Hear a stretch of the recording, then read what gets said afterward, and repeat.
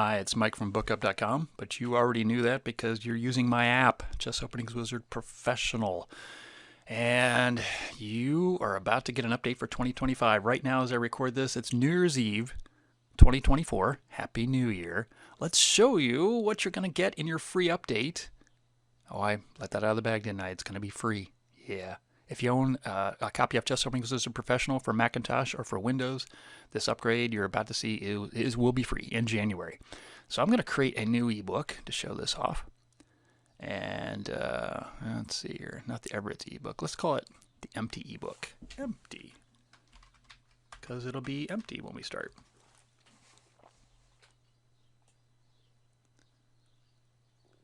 Okay, now let's add some moves in here. D4, let's go back and add E4, go back and add C4, and go back and add knight F3.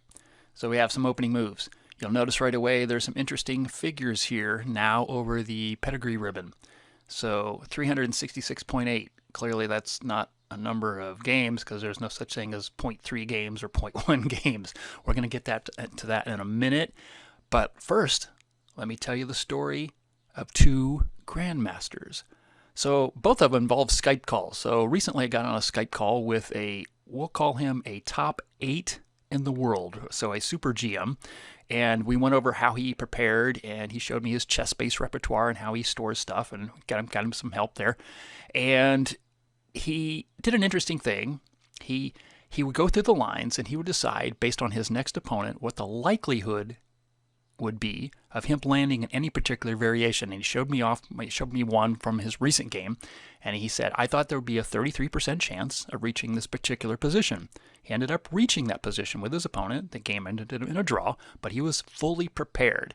Now, most of us don't have the luxury of knowing which super grandmaster we're about to be paired with next round. Most of us are club players, or most of us are in the 2,000, 2,600 range, and we're playing everybody. So enter another grandmaster who I also spoke to recently on a Skype conversation, and he was doing something very similar, except he's preparing like 100 of his students in Turkey, and he is going through all the different lines and assessing what the likelihood is of anybody getting to those particular positions so that his students can see which lines to focus on, because if a line has only a chance out of 3,000 of actually appearing in a game, then you might want to study a position that maybe it's a chance out of 600 or a chance out of 300. More likely, and it's just a more practical way to prepare. That led to this feature right there. So we know this to be the pedigree ribbon, and it's based on a GMT, a game master file. Let's go to the preferences and take a look at what we've got. Program preferences, here we are. Go over to the Game Master tab in the professional version. You don't see this in the express version. Right now it's set to the old, I say pedigree 2600. So back then we took all the games from all 2600 and rated players and up, adjusted for rating inflation, so it would include people like Fisher and Spassky.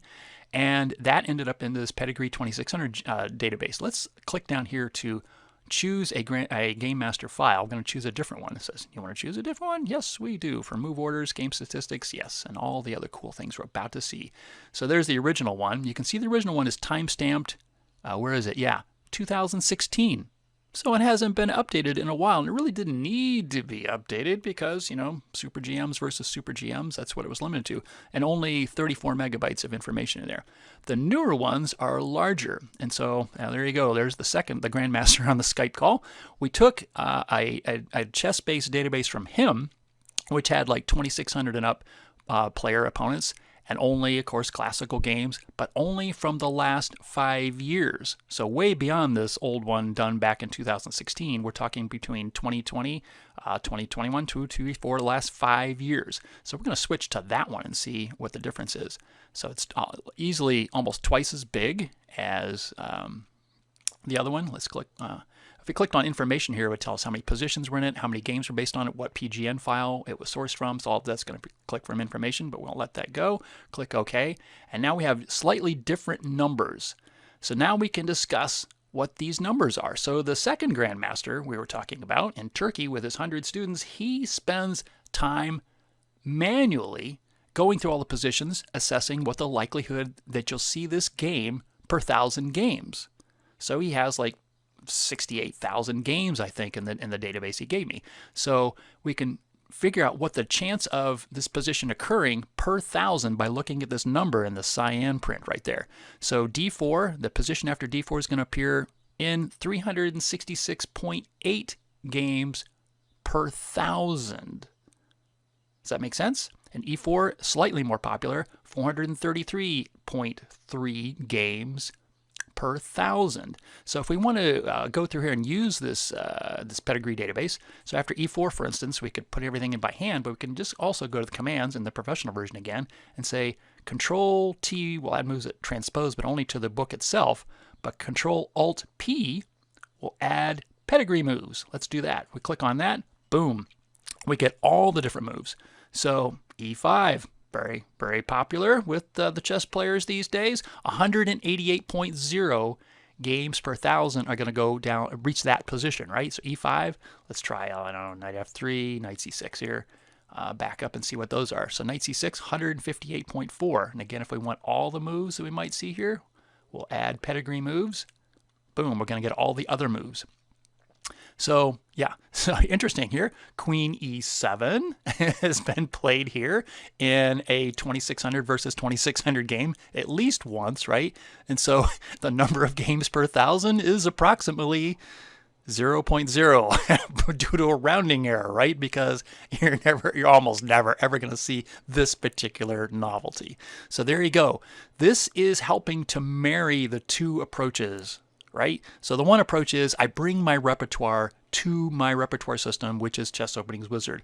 But I also want to take a look at the history of games from a great game database like ChessBase, and I want to figure out what the likelihood is of reaching certain positions. And this brings that all together. So I'm basically all this stuff, these 68,000 games have been ripped from the last 5 years of very strong players playing in the ChessBase file.